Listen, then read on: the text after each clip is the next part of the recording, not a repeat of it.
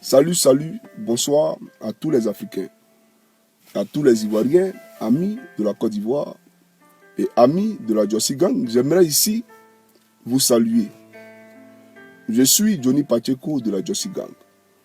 Et cette vidéo, c'est pour m'entretenir avec mes frères du RDR sur la question qui est le charnier de Yopougon.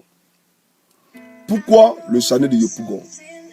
Parce qu'effectivement, nous constatons au niveau de la Djossi Gang que partout dans les différentes interventions, que ce soit dans les commentaires postés sur les réseaux sociaux ou que ce soit dans les débats contradictoires, les militants du RDR ont tendance à justifier la rébellion en prenant pour prétexte le charnier de Yopougon. Alors, nous savons aussi que beaucoup parmi vous ont été instrumentalisés par Alassane Dramane Ouattara. Et au-delà même de votre instrumentalisation par Alassane Dramane Ouattara, beaucoup parmi vous ont encore le cerveau hypnotisé. Alors il est de notre devoir de venir vous entretenir, de venir vous expliquer ce qui est et donc la vérité. Chers amis du RDR, avant de poursuivre tout propos, j'aimerais que vous reteniez ceci parce que je vais terminer par là. La politique finit par manger elle-même ses propres enfants quand ça l'arrange. La politique finit par tuer elle-même ses propres enfants quand ça l'arrange. C'est pour vous dire quoi? C'est pour vous dire que votre mentor, votre président du RDA, en l'occurrence Alassane Dramane Ouattara, vous tue lorsque ça l'arrange. Vous tue lorsqu'il peut faire de la récupération politique avec sa forfaiture, question pour lui de mener à bien son combat. De même que la France a sacrifié 9 de ses soldats à Bouaké en novembre 2004. De même que la France a tué 9 de ses enfants soldats en novembre 2004, question pour eux d'intoxiquer la communauté internationale sur le dossier Laurent Gbagbo pour justifier le meurtre qu'ils avaient prémédité sur Gbagbo Laurent lors de la prise de l'hôtel Ivoire en novembre 2004. Que représentent 9 soldats français comparé aux milliards que la France perd sous le régime Gbagbo Laurent? Que représente le charnier de Yopougon comparé au portefeuille présidentiel que vise Alassane Dramane Ouattara? Chers amis, c'est à cette problématique-là que nous allons essayer de répondre ici. Aujourd'hui, dans vos interventions, dans les débats contradictoires, dans les commentaires, vous dites que c'est parce qu'il y a eu charnier à Yopougon que selon Guillaume et son équipe de rebelles ont divisé la Côte d'Ivoire en deux. Mais là encore, il y a une contradiction. Parce que le concerné lui-même, selon Kibafouri Guillaume, lors d'une conférence de presse, a dit qu'il a pris les armes pour diviser la Côte d'Ivoire en deux, parce que lui, selon Kibafouri Guillaume, a été contrôlé par les forces de défense et de sécurité sur le pont de Gaulle. Pour un contrôle de pièces d'identité, donc un contrôle de routine normal, il a pris les armes. Chers amis, nous avons tous été contrôlés. Moi-même, Johnny Pacheco, avant d'être à la gendarmerie, j'ai dormi dans un commissariat de police parce qu'on m'a raflé. J'avais pas les pièces d'identité sur moi. Mais je suis bêté, non? On m'a raflé, j'ai dormi au 16e arrondissement. Mais ce n'est pas pour autant que j'ai pris des armes pour venir attaquer mon pays. Autant nous sommes partout. Les gens se font contrôler tous les jours. En Europe ici, c'est parce qu'il y a un contrôle de routine qu'il y a un rapatriement. Si on ne contrôle pas, là, ils vont rapatrier comment? Donc, utiliser un prétexte de contrôle de pièces d'identité pour faire une rébellion à son pays, pour tuer, pour génocider plus de 12 000 personnes, je pense que c'est un prétexte farfelu et donc tordu. Chers amis, et il allait loin pour dire que Victor Hugo lui a dit que devant une dictature, la révolte est des droits. Donc, pour selon Guillaume, contrôler une pièce d'identité, c'est une dictature. C'est qu'en France, il y a tous les dictateurs. Hein. C'est qu'en Finlande, en Norvège, en Suède, aux États-Unis, la dictature, là, en tout cas, c'est leur programme de gouvernement. Chers militants du RDR, essayez de comprendre beaucoup de choses. Parce qu'aujourd'hui, je vous le dis, ceux qui ont fait la rébellion, là, ils sont tous milliardaires. Mais vous, là, vous êtes pareil à nous. C'est une réalité. Vous êtes restés au niveau zéro. Vos conditions de vie n'ont pas changé. Au contraire, aujourd'hui, les factures ne font qu'augmenter. Ouattara casse vos maisons. Ouattara détruit vos emplois, vos PME, PMI. Alors qu'il vous avait promis des emplois, vous le savez. Mais aujourd'hui, il utilise l'ethnicisation de la politique pour vous faire croire que nous voulons nous venger de vous. Raison pour laquelle vous devez vous accrocher à lui, sinon demain on va vous tuer. C'est archi faux. C'est archi faux, chers amis. Alors j'aimerais vous dire ici que pour parler du charnier de Yopougon, ça a eu lieu quand? Nous savons ce qui s'est passé. Ce n'est pas Gbagbo Laurent qui a organisé les élections en 2000. Ça faut que ça soit clair. Guéhi Robert était président de la République de Côte d'Ivoire. C'est Gueye Robert qui a assuré la transition quand Alassane Dramane Ouattara a fait le coup d'état contre Bédié. Donc Gueye Robert a organisé les élections. Sous Gueye Robert, la candidature de Dramane Ouattara a été rejetée, comme la candidature de Dramane Ouattara a été rejetée en 1995 sous Henri Konan Bédié, pour nationalité douteuse. Vous comprenez? Parce que la constitution ivoirienne dit que pour être président de la République de Côte d'Ivoire, il faut être ivoirien de père et de mère, eux-mêmes ivoiriens. Elle ne s'est jamais prévalue d'une autre nationalité. C'est-à-dire qu'il ne faudrait jamais avoir renoncé à la nationalité ivoirienne. Il faudrait avoir séjourné en Côte d'Ivoire sur une période de 5 ans et 10 ans sans interruption. Mais Alassane Dramane Ouattara ne remplissait pas ce nom-là parce que son papa est de Saint-Dou. Donc sa candidature a été rejetée. Quand ça a été rejeté là, pourquoi Ouattara n'a pas contesté ça sous Gueye Robert? Il a laissé faire, les gens sont allés aux élections. Gbagbo Laurent soit vainqueur des élections et tu viens contredire. Tu viens, comme on appelle, à contester les élections alors que le Conseil constitutionnel a déjà investi Gbagbo Laurent, a déjà dit que Gbagbo Laurent est président. Mes chers amis, nous sommes dans quel monde? Pourquoi lui, Ouattara, ne reconnaît jamais la décision du Conseil constitutionnel? Pourquoi? Moi, je m'interroge. Tu n'as pas été candidat à une élection, tu ne peux pas contester cette élection-là. Tu as déposé tes dossiers. Tes dossiers n'ont pas été validés, donc tu n'es pas allé aux élections. Donc tu ne peux pas contester le résultat. Ça, il faut que ce soit clair dans vos esprits d'abord. Il faut que ce soit clair dans vos esprits d'abord. Si tu as payé un billet d'avion et que ton billet d'avion a été rejeté, a été supprimé pour des raisons qu'on ignore, et que l'avion va pour faire un clash après, qu'on doit indemniser les parents des victimes, toi qui n'as pas été dans l'avion, tu n'as pas dit que oui parce qu'il a payé le billet d'avion et même qu'il n'a pas voyagé, on doit me payer aussi. Non. Tu n'as pas été passager dans cet avion-là. Donc Ouattara qui n'a pas été candidat ne peut pas contester les résultats de l'élection 2000. Pourquoi en 1995, quand Henri Konan Bédié a dit que Ouattara n'était pas éligible là, pourquoi il n'a pas contesté? Pourquoi il a fui le pays? Henri Konan Bédié d'ailleurs a lancé un mandat d'arrêt contre Alassane Dramane Ouattara pour falsification d'identité ivoirienne. Vous comprenez un peu? Donc nous savons aussi qui a falsifié les papiers de Ouattara. C'est le même juge qui s'est retrouvé à la CPI, Zorobi Epifane, contre Blé Goudel. C'est lui qui a donné le papier à Ouattara. Nous, on sait ça. Vous comprenez? Maintenant, on va parler du Chanel de Pougon. Gbagbo Laurent venait de prendre le pouvoir. Donc, ça veut dire qu'il ne contrôlait pas l'armée.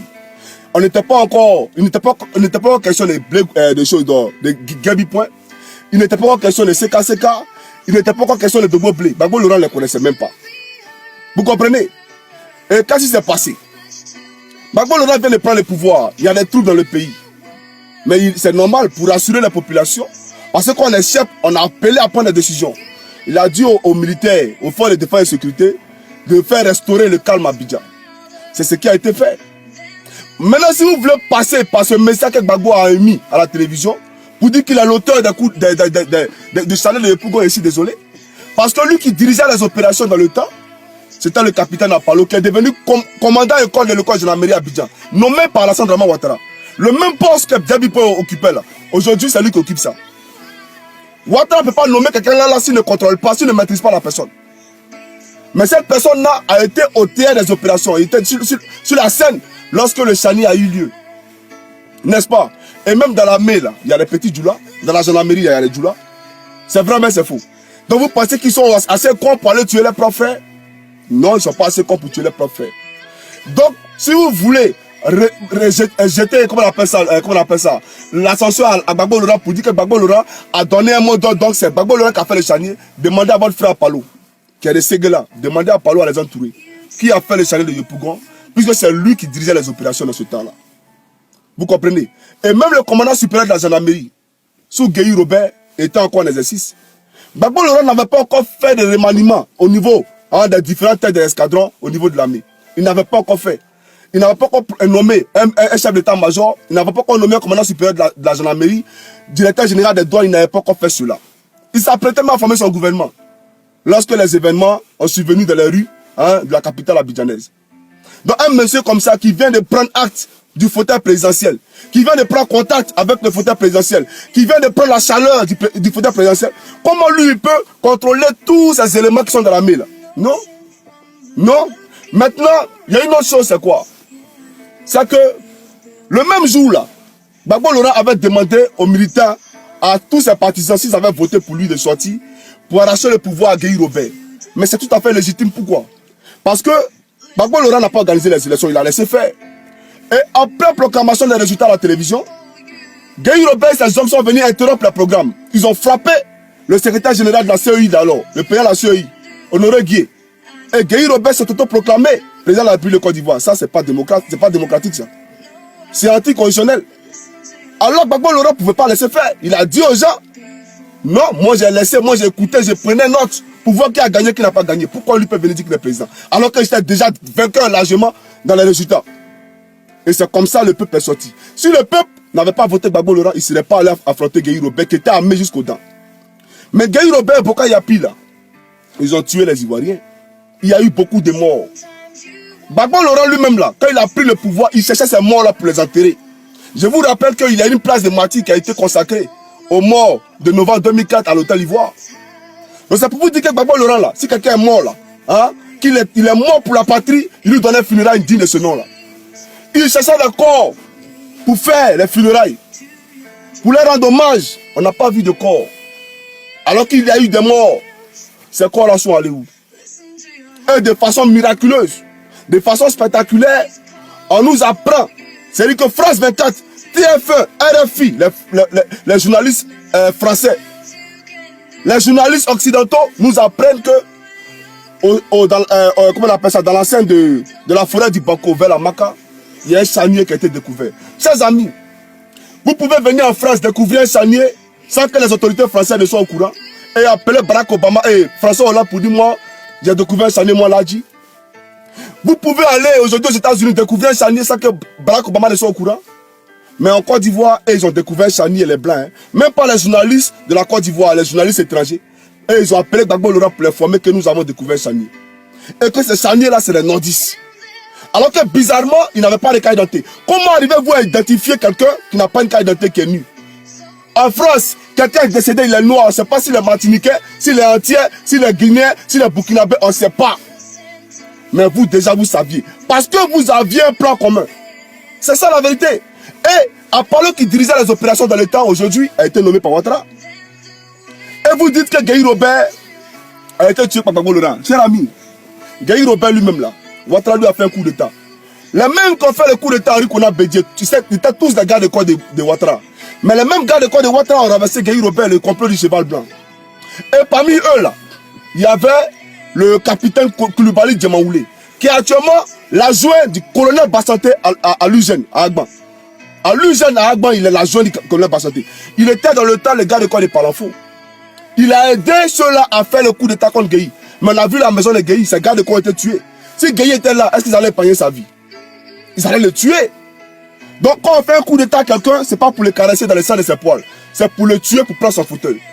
Donc aujourd'hui, arrêtez de vous victimiser, vous cachant derrière Gueye Robert, sous le nom de Gueye Robert, je suis désolé. Parce que Koulibaly Djemaoulé là, quand ils ont fait le coup d'état qui a échoué là, contre Gueye là, ils sont allés se réfugier au Burkina, les Ibé, les Ouattao, les Zakaria. Ils sont revenus en 2002 pour venir faire la guerre avec Gbagbo Laurent. Quand c'est échoué, il allait à Korogo, il est resté à Korogo. Jusqu'en 2010, il était l'agent des Fofi à Korogo. Il a porté un galon de capitaine, sans même passer le concours officier. Aujourd'hui où je vous parle là, il commande, après Bassanté là, c'est lui.